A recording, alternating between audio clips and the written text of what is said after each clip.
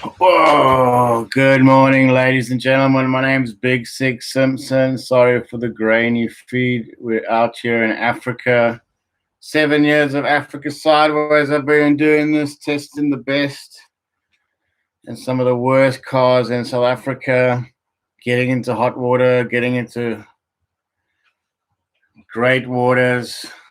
It's been a hell of a ride. Thanks for the support, everybody. Almost 2,000 subscribers on chat, celebrating 7 years of Africa Sideways. If you're feeling generous, please use the super chat button and donate so we can make Africa Sideways bigger, better, and more frequent, more adventures into the unknown, the out there, out so far. So what I'm going to do is I'm going to go through your top 20 questions from the last couple of years. Most of them have been complimentary.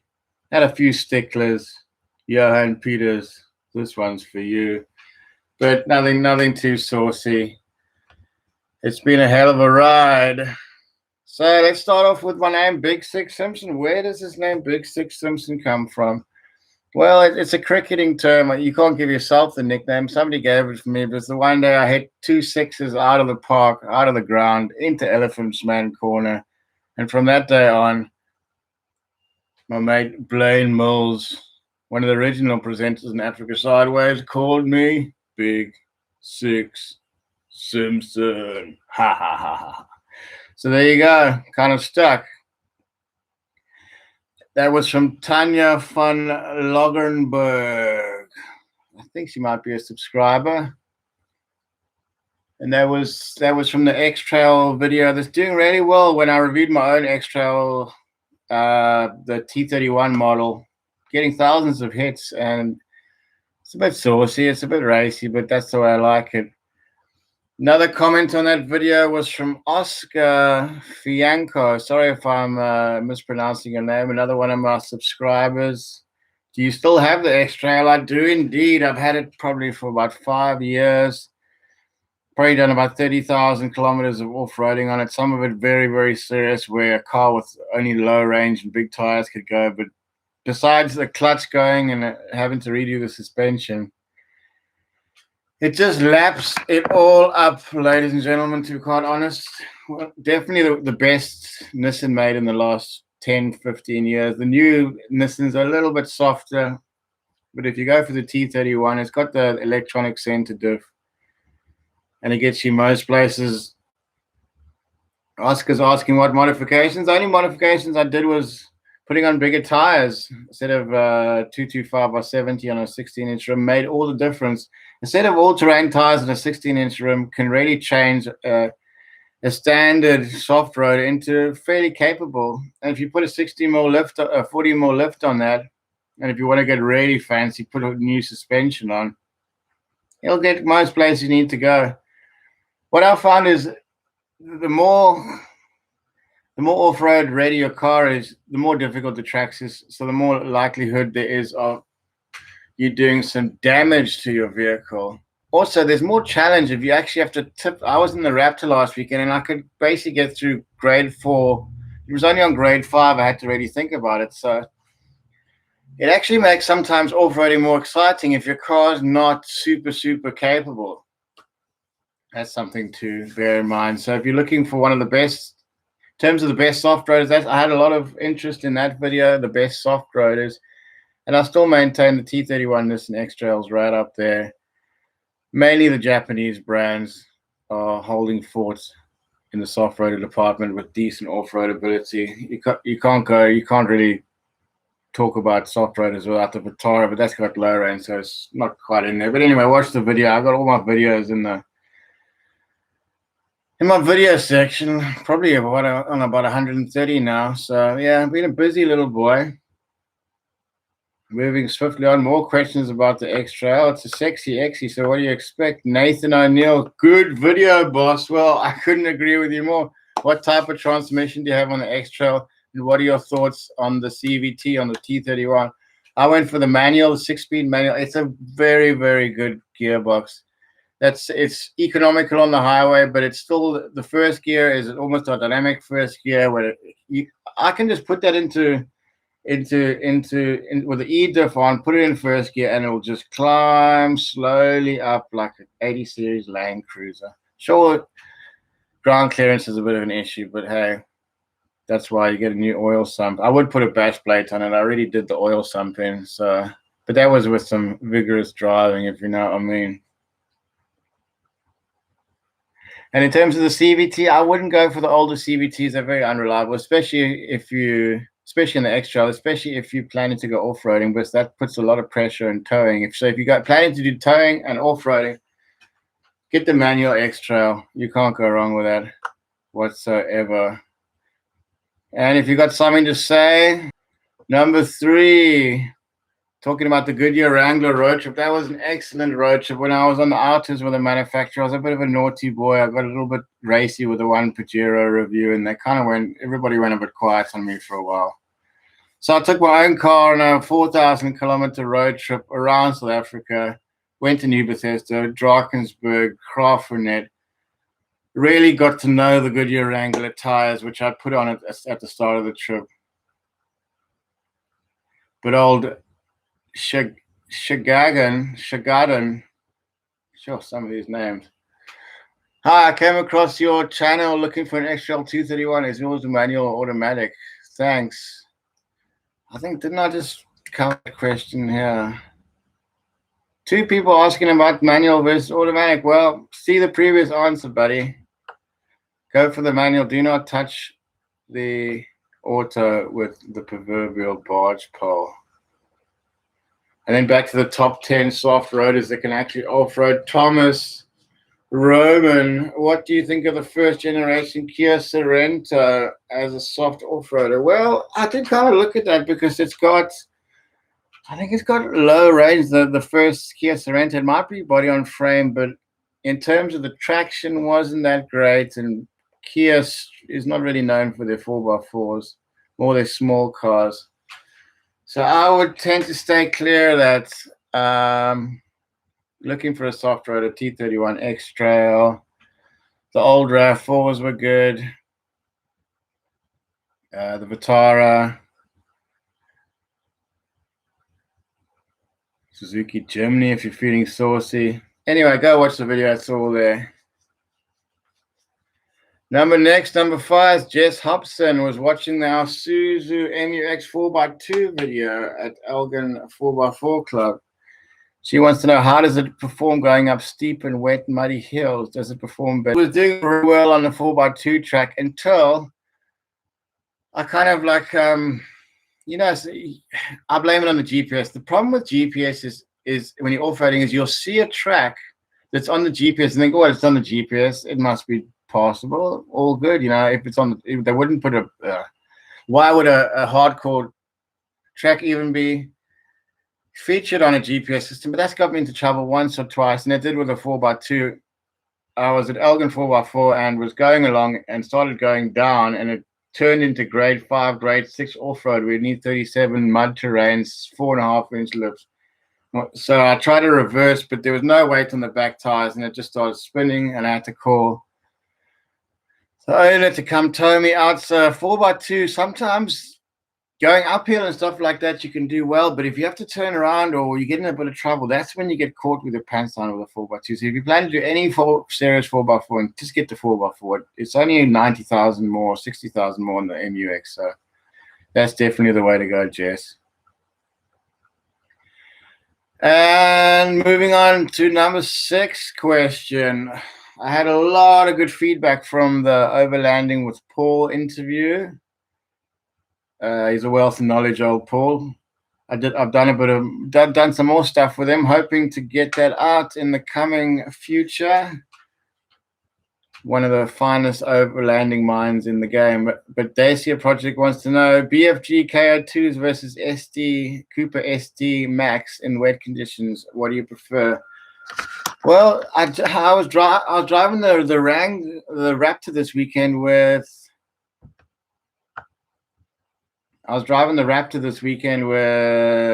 the Goodyear BF Goodrich tires. The KO2s, it was a 285 by 70 on a 17-inch rim. On tar, I must be honest, they're donkeys. but on gravel and off-road, they're 10 out of 10. That's where they really come alive. So, and the Coopers are also exceptional tires. Paul Marsh spares by both Cooper and BFG. Strongest sidewalls in the business. A Vergo magazine did a test, and it took 190 kilowatts, 1,000 kilopascals of power. I don't know exactly the number, but it came out stronger than all the other tires, with the Goodyear Wrangler coming in second. I don't believe the Coopers were tested in that particular project, but they're obviously the more expensive tires, but very, very good value very, very good in serious off-roading conditions. The Goodyear Wranglers are also very good, and the Falcon Wild Peak seem to be making a noise. Old Andrew Senfrick P.R. White seems to have a set of those on. So there you go. On wheels, number 7. This is from the top 10 off-road trucks for overland travel.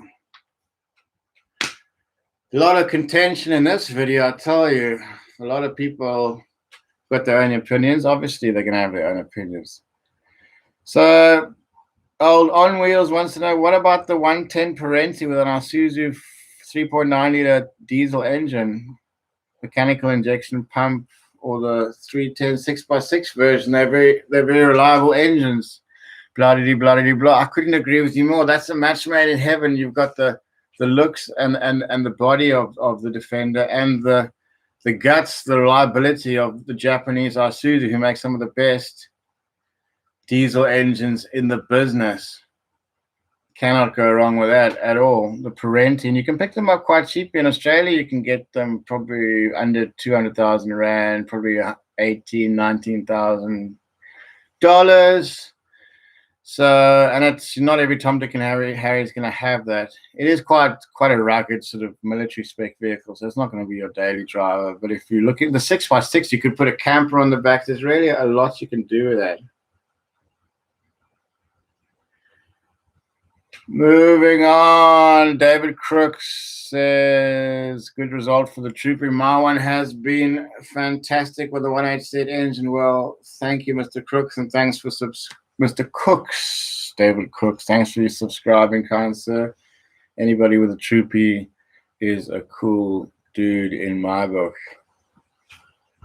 Can't go wrong with that truck. It won the top 10 overland trucks for overland. It was voted by me as the top truck for overland travel, and who can deny that? Many people are if you look at all the major 4x4 builders, they're all doing Troopies, and why not?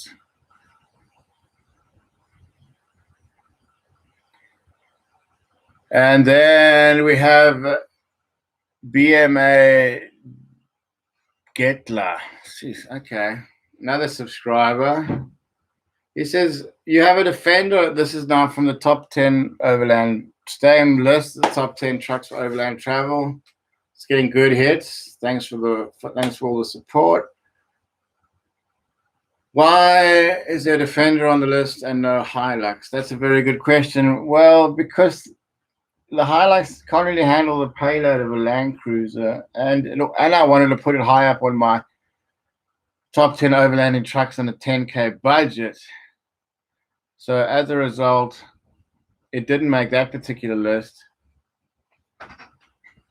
The Hilux, as I said, is on my budget 4x4 list. It's not going to quite make a top 10 list, because it doesn't have the payload and the durability of a Land Cruiser and some of the other brands, but it's still a hell of a good truck. So if you're looking for a budget overlander, the Hilux is the one for you. BMA de Ketla carries on by saying, best overland car is the Iveco Daily. It has the payload, range, reliability, and more comfy than a Troopy. I can't argue with much of that at all. I really like the Iveco. They're very strong. I've driven one of those. Massive ground clearance, better payload capacity. You can put a proper-sized camper on the back. There's really a lot more. There's really a lot you can do with that vehicle. You can't go wrong with the Iveco Daily. Lots of people turn those into nomad vehicles and go traveling around the world without any bother whatsoever. Moving swiftly on, the Ford Figo Titanium review.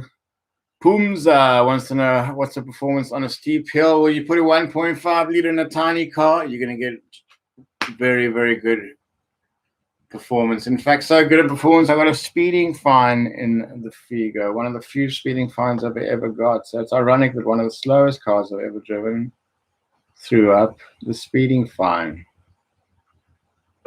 Then we got Free Riders from Georgia wants to know from the SDI, the Ford Focus ST versus the Golf GTR, hot hatch head to head.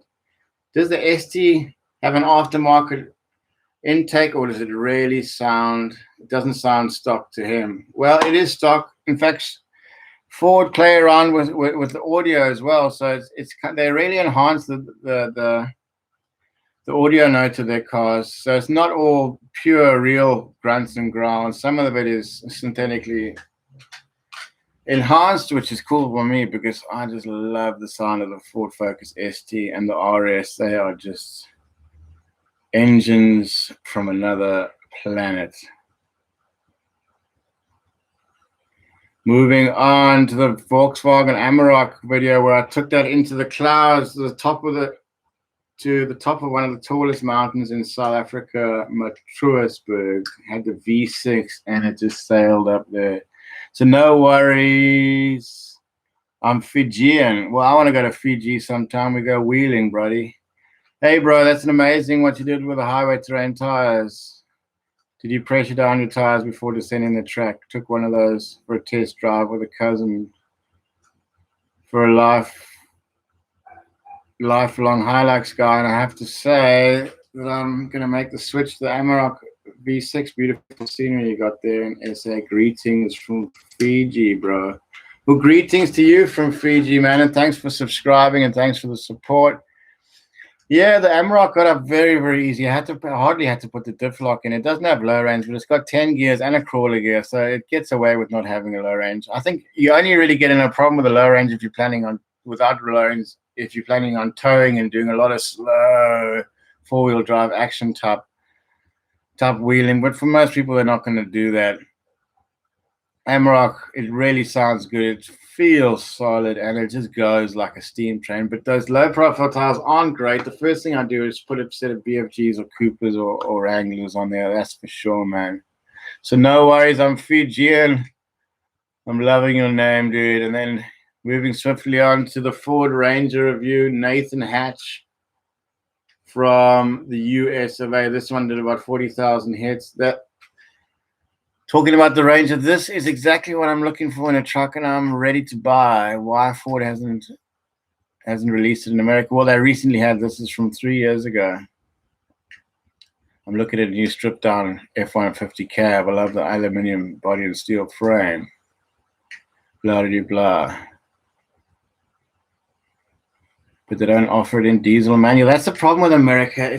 There's too much petrol cars, and for overlanding, you just don't get the range. These big guzzling V8 petrols, you need at least 200 liters of fuel to get 1,000-kilometer range. So, and a lot of them, the fuel tanks standard aren't that big. But a beautiful place to overland, and I'd love to take Africa sideways on the road to America someday. Anybody watching? It's a quiet day here in the world. Maybe everybody's out buying sanitizer and not listening to Big Six. Anybody wants to donate in the super chat, feel free, my party people. Number 13, Graham Beer. I'll have a beer. He's talking about the MX-5 review, World Car of the Year from Season 2. Putting the key in your pocket be a reasonable idea? Well, I was having a bit of a rant in this video about the key. It's got a keyless key, just a little thing like that, and there's no place to put it. So I put it in my pocket, and it falls down the chair, and then the chairs are so close together. It was just a nightmare. So Graham was having a go at me about that mode, but thankfully I drove the following year's model of that, and it really was quite exceptional. That beefed up the power, that improved the sunroof, and that got a space for the key. Maybe they heard Big Six. I don't know. Number 14. The Sodgemeister talking about the Ford Tourneo when I took the pensioners from Mays Wallock for little burn. Sometimes if I get a car with a lot of seats, I like to take the pensioners out, let them see the world, man. Awesome review. Love the ladies talking. Haha, greetings from Cape Town. I'm really interested in this car. What was the fuel consumption? Fuel consumption was about 8.9 liters per 100 Ks. I think they got the 2.2 diesel in there. The EcoBoost, which is very economical. I stand corrected on that, but the Ford Tourneo is a great truck, great panel van. They got different versions from luxury to workhorse, and it's really got you covered. Joe Calabos, nice Ranger Raptor, more toys.